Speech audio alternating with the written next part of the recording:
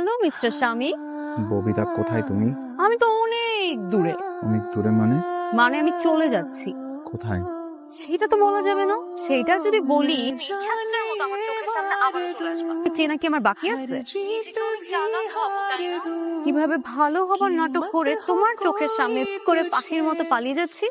বেইমানি করে কেউ কখনো ভালো থাকতে পারে না ববিতা, আর এটাই চিরন্তন সত্য। তাই নাকি? যদি ভালো না থাকতে পারি তুমি তো আছো, তোমার কাছে চলে আসবো ফোনের মতো গুড বাই।